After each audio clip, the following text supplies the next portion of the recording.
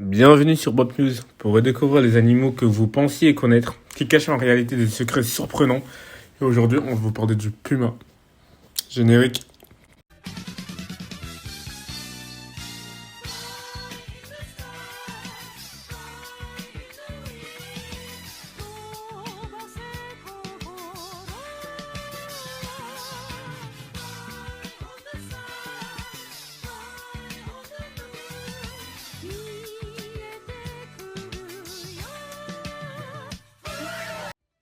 Souple, agile et puissant, le puma est un grand félin présent sur une vaste aire de distribution du continent américain, allant de l'Alaska au nord à la Patagonie tout au sud de l'Amérique du Sud.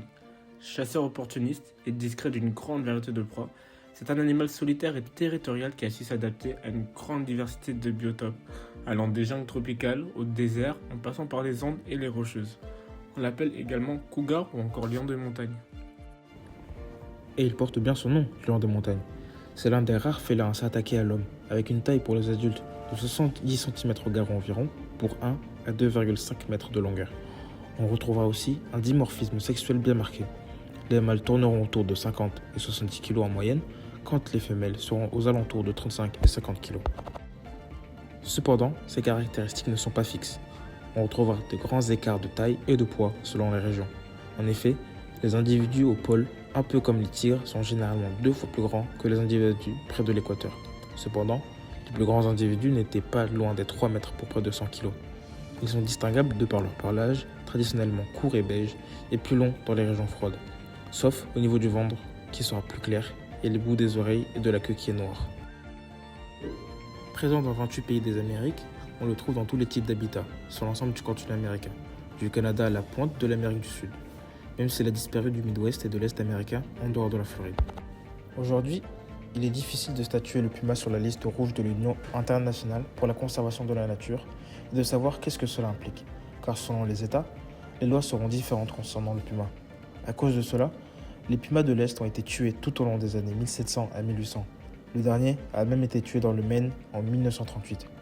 Chassé jusqu'à sa quasi-extinction aux États-Unis, le puma a fait tout de même un grand retour, avec une population estimée entre 10 000 et 30 000 individus dans l'ouest du pays, principalement dans les montagnes rocheuses. L'animal est présent dans 14 États de l'Ouest. Cependant, sur l'ensemble de leur vaste territoire, ces félins restent menacés par des empoisonnements à diverses substances, des collisions avec des véhicules, des représailles et la chasse. La fragmentation de leur habitat par l'homme est encore à l'origine de cette instabilité. Par exemple, les cougars de Floride, qui est une sous-espèce endémique de Floride, sont estimés à environ 50 à l'état sauvage et constituent la sous-espèce la plus menacée du continent américain. Dans les autres États, sa chasse est légalisée mais soumise à l'autorisation de United States Fish and Wildlife Service.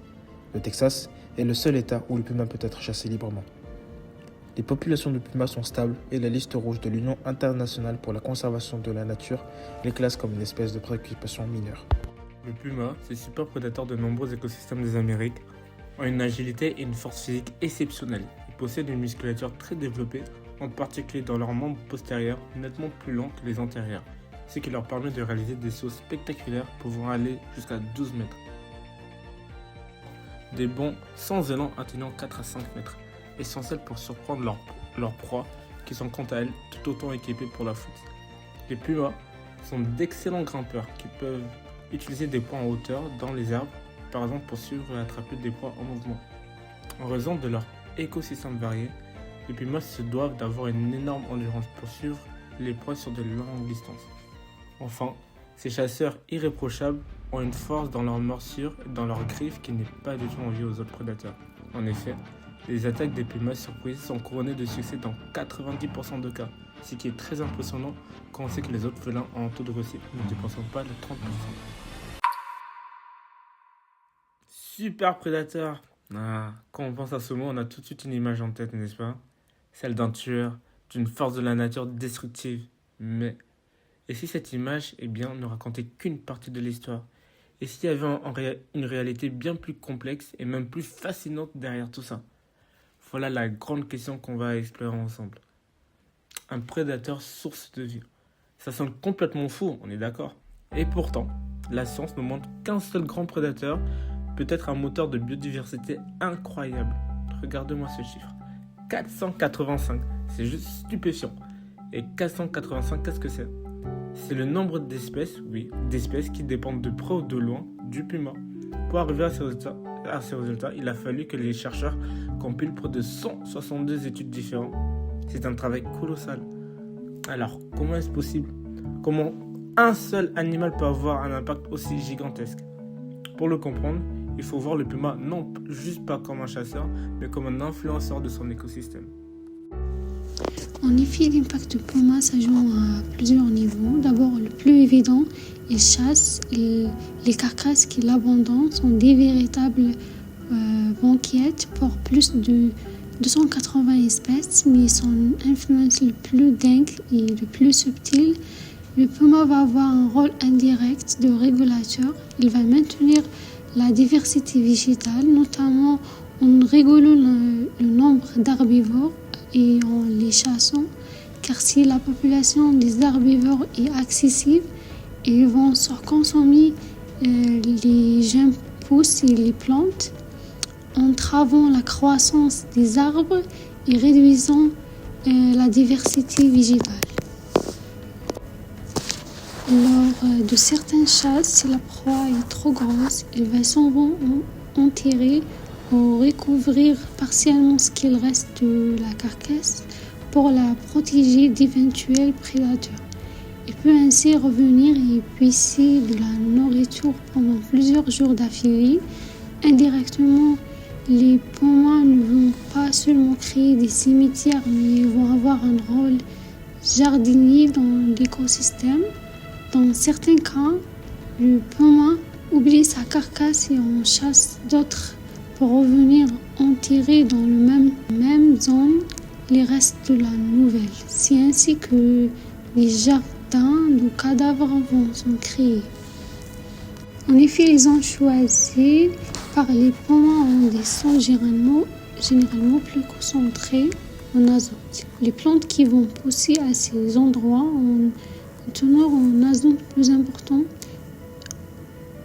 en plus de la matière organique en décomposition, qui va fournir une quantité non négligeable de matière organique et minérale, agissant donc comme un engrais naturel.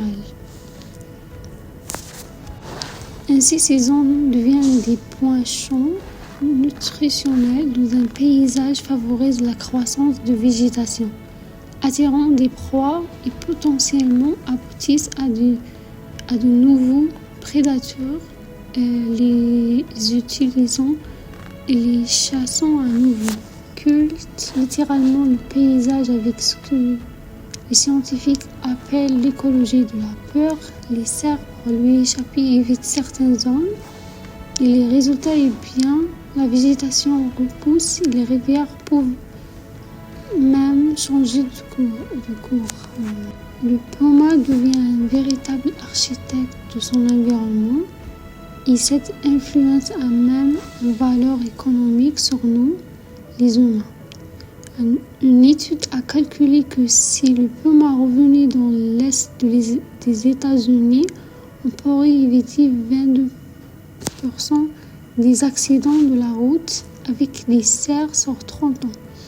Avec des chiffres, cela représente plus de 2 milliards de dollars d'économies et surtout des centaines de vies humaines sauvées.